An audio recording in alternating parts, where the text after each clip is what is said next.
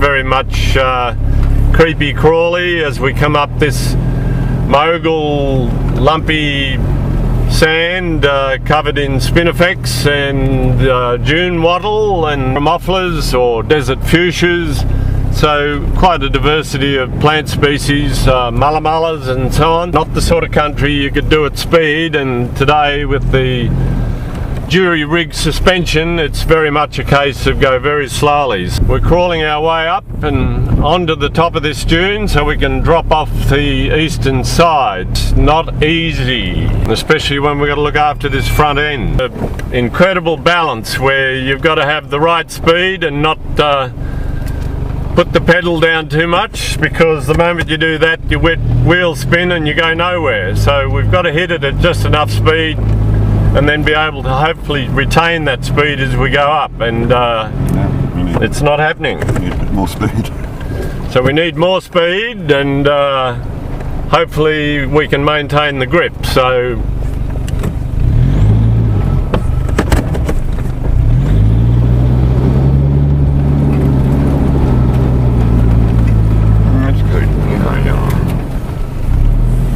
that time we did it, and now we're going to find out a way out of here. So here we go. Heck's been cutting the path for us, which is fantastic, because I can concentrate on following his tracks rather than having to pick my own track through.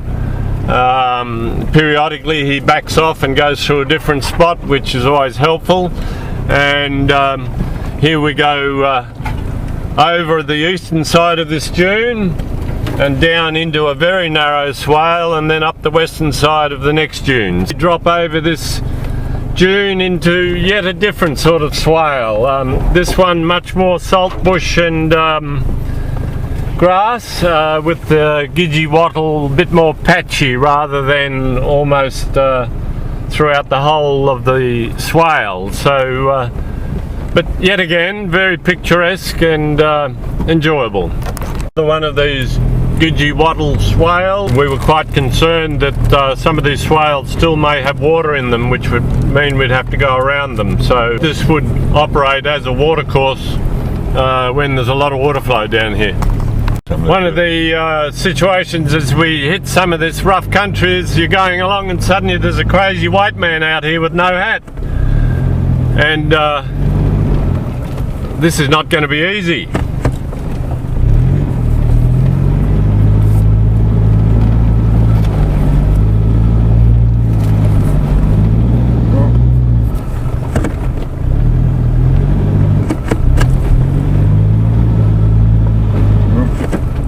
I might get out and light the load, eh? I don't make any difference, JB.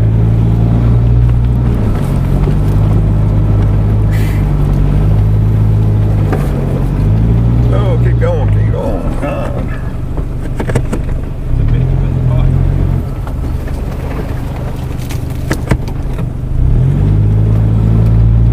We got it now. Well done. Thank you.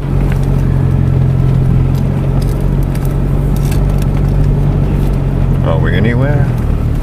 Top of a dune that we just had a lot of fun trying to get up through the moguls, and now we go down the moguls on the eastern side and dropping into a well vegetated swale, but with a few dune wattles in centre, and that's about it.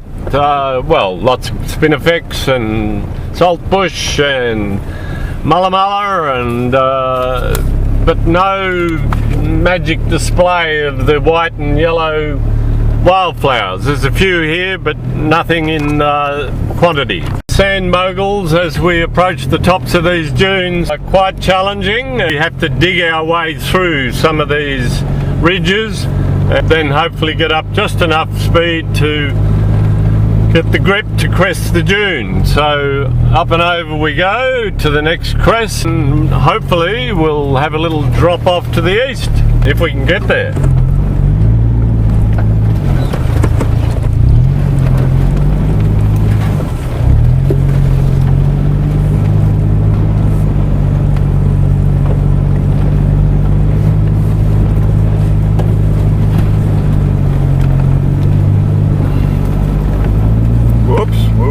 going down. Ooh.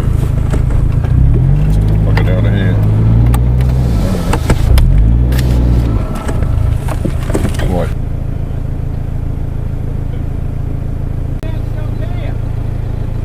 Oh, felt like a bit of a slide, so she just went. As we take it easy, we're able to make it over the top, and this is rather spectacular, this one.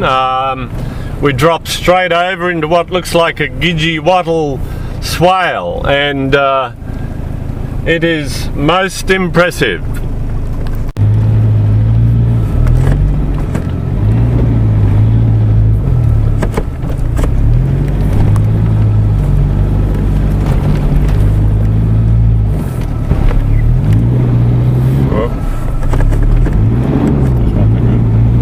Hey Heck, can you come back and drag me out? Roger that.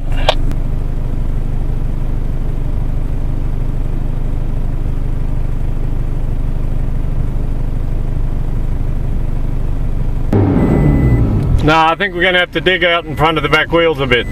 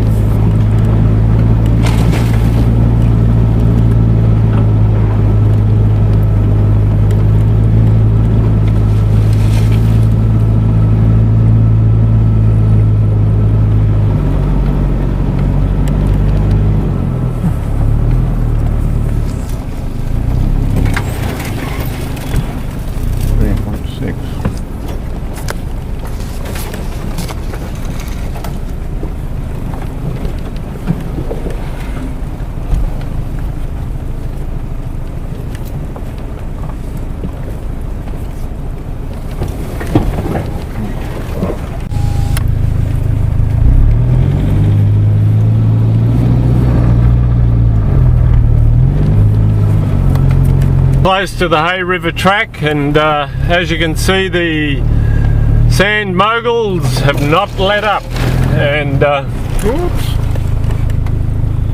we're almost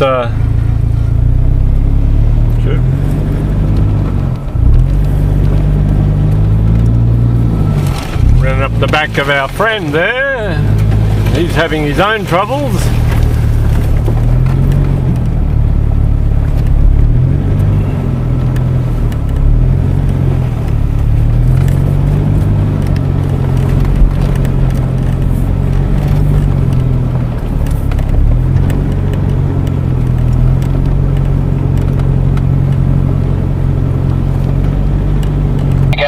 When you come over the top. This is Gidgee Wattle Swale, where we changed a flat tyre on the Ford and refueled the Hilux and general check over, and magnificent stand of Gidgee Wattle. Still in amongst the sand moguls that are incredibly challenging. And what's particularly interesting here is the senna or cassia trees up on the top of this dune, and dune wattles leading up to it. So yet again, it's different. Heck and Jackie have just crossed over the top of this dune, and they say the track in front of them looks very smooth. After this little section, I think we'll be very pleased to see it as well. Fingers crossed, this is the last dune on the beeline. After 9 days, 8 nights on the road, on the beeline, the expedition has made it this far to be able to head down to this beautiful, smooth piece of road called the Hay River track. And you can see it down there in front of us. Vehicles have performed very well. It's been an absolute privilege to have done it with Heck and Jackie and JB, and the ingenuity that Heck and JB have shown in keeping the suspension operational in both vehicles has been outstanding. There hasn't been a single harsh word spoken amongst the team, and that's a very rare situation when you have this sort of close-knit situation on the road for so long, and so many little things that go right and wrong, and we've come through it with smiles on our faces. And what we're going to do now is line the two vehicles up, and as we line up both vehicles, we will then come on to the Hay River track. They're ending the 9 days, 8 nights on the beeline.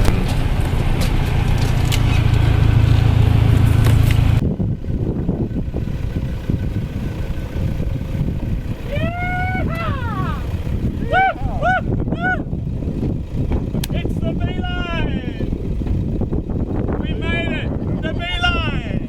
Hey! That way!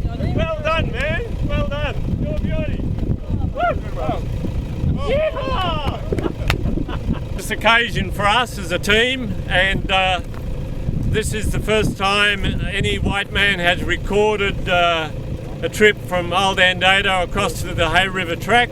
I'm just making up the last track marker, the very last one to go on the Hay River Road. And what did we convince you to call it? It's going to be Hex Junction. Wow! Of course. After you! After me. You become a geographical point on the continent.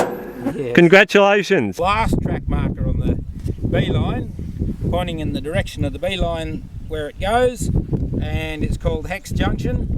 And it's got Old Andado, 240 kilometres that way. As co-expedition leader, I take great privilege in naming this point on the Australian continent, Hex Junction. And as he just said, the beeline and goes that way, and Old Andado is 242 kilometres west. I feel quite excited and happy, and I'm really, really pleased Greg got to do what he wanted to do, and I was pleased that I was with him. I can't see anybody with my glasses on. I really, really, really enjoyed waking up yesterday morning. No, it was this morning. Camp number 8 with the 360 degree. So Heck, you've just created history in being one of the first white fellas to cross the Simpson Desert from Old Andado to Hex Junction on the Hay River track. How do you feel? Great, absolutely fantastic. I've been planning this for years and couldn't think of a better end to it.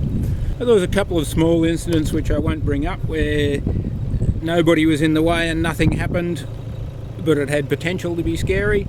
The best part about the whole trip is we haven't opened the first aid kit. Last camp at Ian Glover's there, it was fantastic with 360 degree views in the morning as the sun came up. But what more could you ask for? Those last 6 kilometres were the most horrendous bits of country I've ever been in. It's been great. The travelling companions have been terrific. I don't think I could have asked for a better bunch of people. I don't think John knew what he was letting himself in for, but he seems to be happy to be here still. I was completely different to what I thought it was going to be. Like, the problems I thought we were going to have didn't exist, and the problems I didn't think we were going to have showed up. So yeah, it was different. It had its scary moments. The breakdowns were a bit scary, just wondering what the bloody hell we were going to do. But it all turned out all right in the finish. Come and see us and get a list of the stuff we've got, because we've used everything. And start with a vehicle with really good suspension, which we did, even though we did break it. Carry plenty of fuel and water, because anything can go wrong. I don't think I had any idea of what we were going to be getting. Really, really pleased that we got here all in one piece, all well and happy, and our vehicles. It's just a remarkable journey we've made. What I loved most of all was coming over the top of the dunes. You see the blue sky, then the vehicle would tilt, and down we go into a new valley of, everything was different. It might be flowers, trees, lands, but a vast place, definitely. We're looking up and down between the dunes, and we've done the best with our dinners. Like each evening we've cooked up something which was really special, and we've had a fabulous eat with a fire going and the billy boiling and a glass of wine. To me that was very special after a hard day on the track. Well, congratulations to Heck for then having the idea of doing this, and thank you for bringing me along with you. Loved it. And Jackie and I, we made very good, I think, partners to our drivers as co-drivers and general helpers. Jackie and I, we held up the back of the vehicles quite often when we were changing wheels. Not at all, not at all. There was no problems, and we got into a fabulous routine.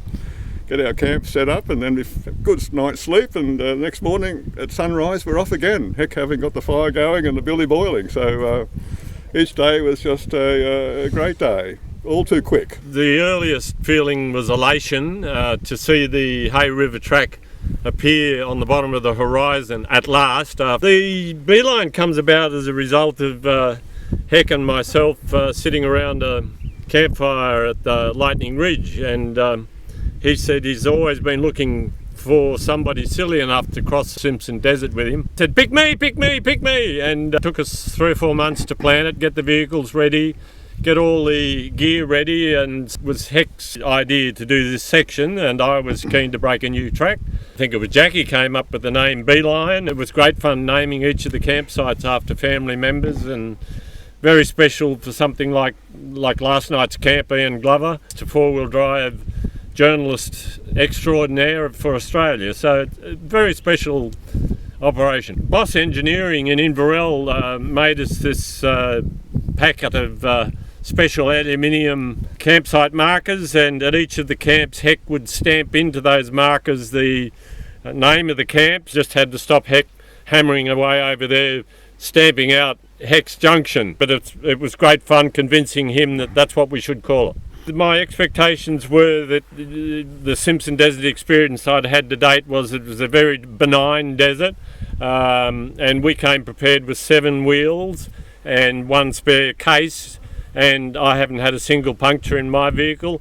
Heck was unlucky enough in the last 10 kilometres to get 1 stake in his vehicle. 4 of us as a team has been outstanding. There hasn't been a single. To lie back and look at the 360-degree sky over us at night, you don't get it any better than that.